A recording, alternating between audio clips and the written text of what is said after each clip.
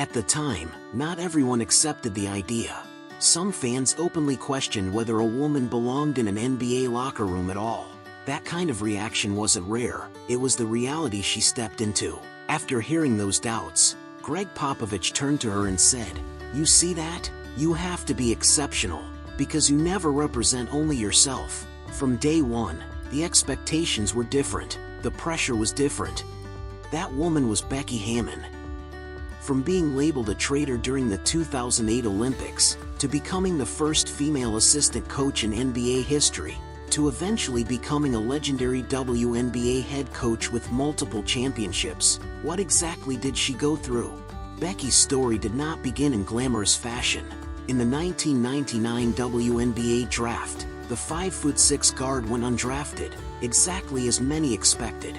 Looking around the league, only the New York Liberty offered her a minimum contract. But what happened next proved Becky was never the kind of person who let circumstances define her.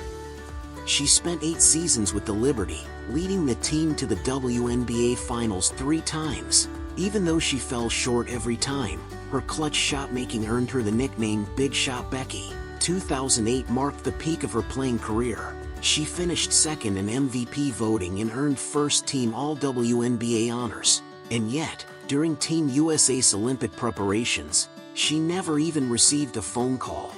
Becky's mother later recalled that Becky and her agent waited every day for a call from Team USA. But even when the final roster was announced, no one had contacted them. That kind of silence hurt even more than an outright rejection. Just as Becky was losing hope, the Russian women's national team extended an offer. She thought about it for 2 days and made a decision that sent America into an uproar. She became a naturalized Russian citizen and chose to represent Russia at the Beijing Olympics. The backlash was immediate, with accusations of betrayal flying everywhere.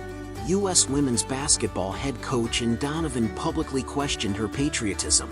Becky responded with just one line, "Come on, it's just basketball. I wanted to live out my Olympic dream."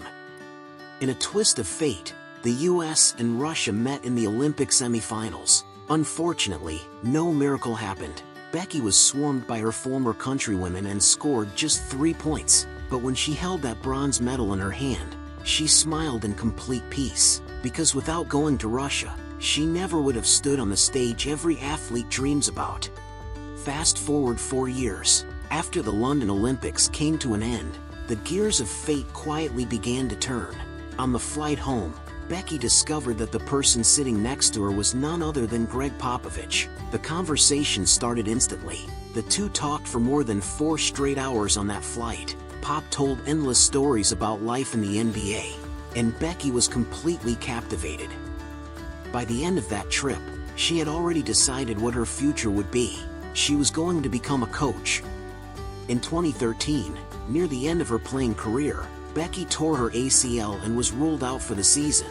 While recovering, she cautiously asked Pop if she could sit in on Spurs practices and film sessions to keep her mind sharp. Pop made an exception and said yes. So for the next year, this woman in street clothes, walking on crutches, showed up to Spurs coaching meetings every single day like clockwork. She even debated offensive spacing and ball movement with Pop face-to-face. A former Spurs assistant later recalled that during one of her earliest film sessions, she pointed out an issue with Tim Duncan's screening angle. Pop paused for 2 seconds, then accepted her suggestion on the spot.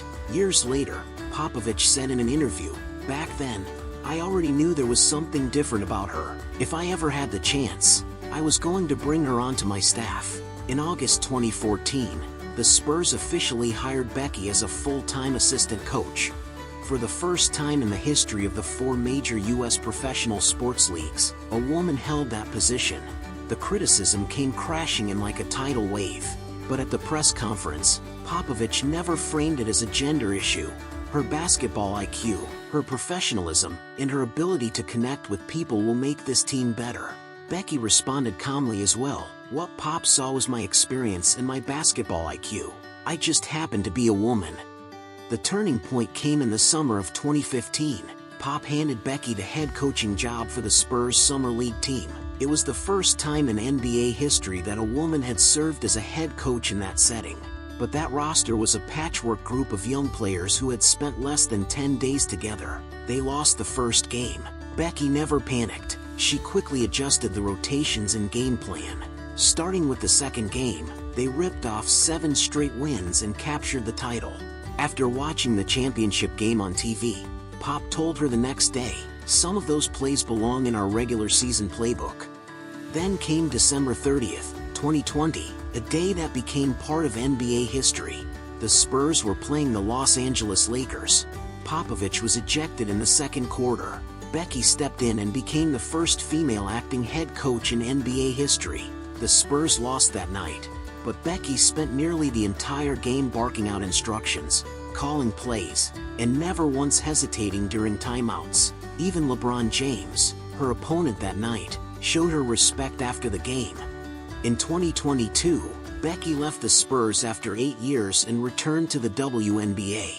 In her very first season coaching the Las Vegas Aces, she won a championship. Then she repeated the following year.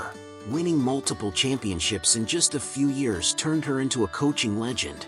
The day she was inducted into the Basketball Hall of Fame, the spotlight fell on her. Rows of basketball legends sat in the audience. Becky lifted the microphone, looked through the crowd, and found that white-haired old man.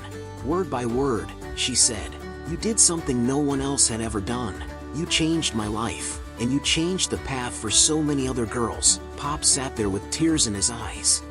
The same kind of doubt that once surrounded Harris hard to imagine now, because the woman many questioned back then has become one of the most respected figures in basketball, and a Hall of Famer. Just like Becky said herself, basketball is a 5-on-5 game. It doesn't matter whether you're a man or a woman. The ball doesn't know the difference. Only people do.